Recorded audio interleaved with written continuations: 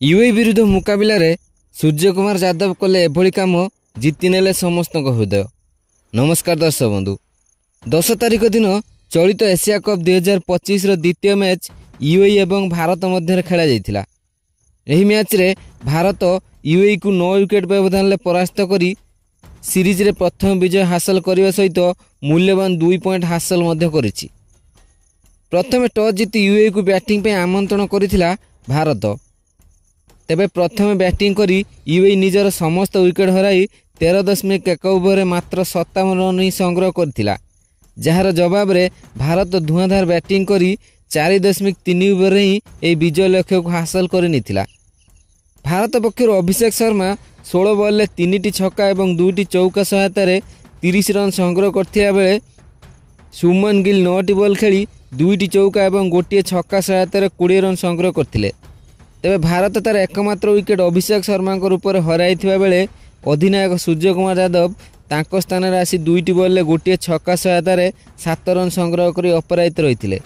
तेबे भारतीय दल पक्षर बोलिंग रे कुलदीप यादव सर्वाधिक 4टी विकेट नैथिया बेले शिवम दुबे 3टी एवं वरुण चक्रवर्ती, अक्षर पटेल एवं जसप्रीत बुमराह यथाक्रमे 1 लेखाएं विकेट हातेइथिले। यूए दलर आरंभ भल होइतिया बेले 3.4 ओवर बेले जसप्रीत बुमराह प्रथम विकेट भाव यूए रो दलीय स्कोर 26 थिया बेले सरफ को विकेट नेबा पर यूए रो बैटिंग विपर्जय घटिथिला। दलर कौनसी भी बैट्समैन भारतीय स्पिनर कुलदीप यादव एवं शिवम दुबे को बोलिंग को सामना करने कष्टकर हो पड़ता। जनक पर जड़े 16 आउट हो पाविलियन फेरी। तेबे ई मैच रे भारतीय अधिनायक सूर्यकुमार यादव एक एभली कार्य करथिले जहाँ स्टाडियम रे उपस्थित सबु दर्शकों समेत समस्त क्रिकेट प्रशंसक मानक हृदय जिणिथिला। तेबे सूर्यकुमार को से हृदय जितवा काम कौन थिला ताहा हमें जणाइबु ए वीडियो रे।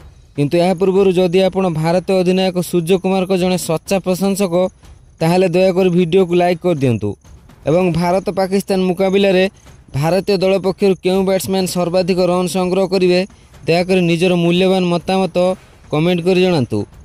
तेबे आसंतु जानिबा संपूर्ण खबर। दर्शक बंधु, भारत यूए मुकाबिला रे जेतेबेले भारतीय अधिनायक सूर्यकुमार यादव टॉस जीति यूए को बैटिंग पे आमंत्रण करथिले सेतेबेले सूर्यकुमार को एभली निष्पत्ति सब भारतीय प्रशंसक मानकु पसंद आसी नथिला।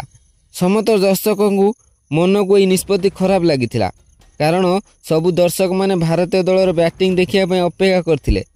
जदि भारत प्रथम बैटिंग करिथांता ताहले सबु दर्शक मानकु छक्का चौकार वर्षा देखा मिलता, किंतु ताहा होई नथिला। यूए मात्र 57 रन ही ऑल आउट हो जाइथिला। तेबे यूए इनिंग्स रो शेष आड़ को भारतीय दलर अधिनायक सूर्यकुमार यादव को एक काम सबु भारतीय दर्शकों समेत सबु यूए एवं क्रिकेट प्रेमी मानक हृदय जिणिथिला। हाँ दर्शक बंधु, जेतेबेले जुनेद सिद्दीकी शिवम दुबे को बॉल बैटिंग कर निजर क्रीज बाहर को चली आसीथिले सेतेबेले संजू सैमसन तांकू पछाड़ू बॉल थ्रो कर स्टंप भांगी देथिले एवं थर्ड अंपायर ताकू रन आउट मध्य देथिले। सेतेबेले सूर्यकुमार यादव तांकू अंपायर को कही फेराई आनिथिले। हाँ दर्शक बंधु, जेतेबेले मेन अंपायर एही निष्पत्ति नेबा पय थर्ड अंपायर को देथिले तो सेतेबेले सिद्दीकी कहिथिले जे शिवम दुबे को रुमाल खसी पड़िथिला तो मु ताहा पय बाहर रही तांकू कहूथिली, किंतु अंपायर क्रिकेट नियम हिसाब से तांकू रन आउट कराई दिले। जहाँ पर सूर्यकुमार मेन अंपायर को कही सिद्दीकी को फेराई आनिया पय कहिथिले एवं से आई होइथिला। सिद्दीकी पुणी फेरी आसीथिले एवं बैटिंग करथिले। अवश्य सिद्दीकी बेसी समय तिष्ठि नथिले, से खूब शीघ्र आउट हो पाविलियन फेरिथिले।